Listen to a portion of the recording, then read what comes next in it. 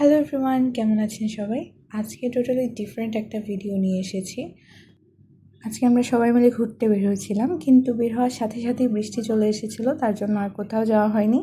আর রাতের বেলা ডিনার করারও প্ল্যান ছিল বাইরে, কিন্তু সেটাও আর হয়নি। তারপরে আমি আমার হাজব্যান্ডের সাথে ডিসকাস করছিলাম যে কি করা যায়। তখন উনি বললেন যে ঠিক আছে, চলো বাসায় চলো, আজকে একটা ডিফারেন্ট স্টাইলে খিচুড়ি রান্না করে খাওয়াবো। আমার হাজব্যান্ড রান্নাবান্না করতে একটু পছন্দ করেন, কিন্তু ওনার মুডের উপরে ওইটা ডিপেন্ড করে।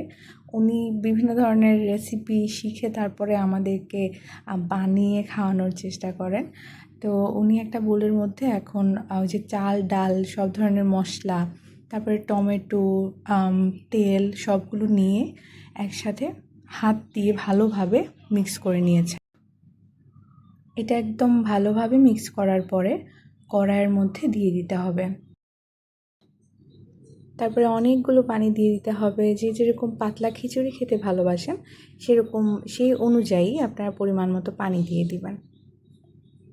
যখন একদম হয়ে যাবে তখন পেঁয়াজ, রসুন, তারপরে মরিচ, তেজপাতা এগুলো দিয়ে একটা আলাদা কড়াইয়ের মধ্যে তেল দিয়ে ওইটাকে ভেজে তারপরে সম্ভাস দিয়ে দিবেন।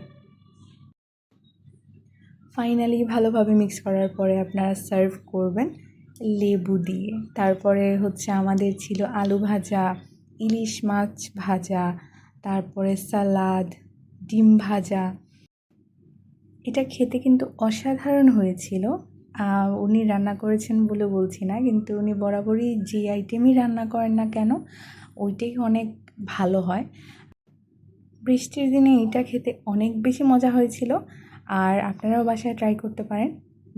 ধন্যবাদ সবাইকে, ভালো থাকবেন সবাই।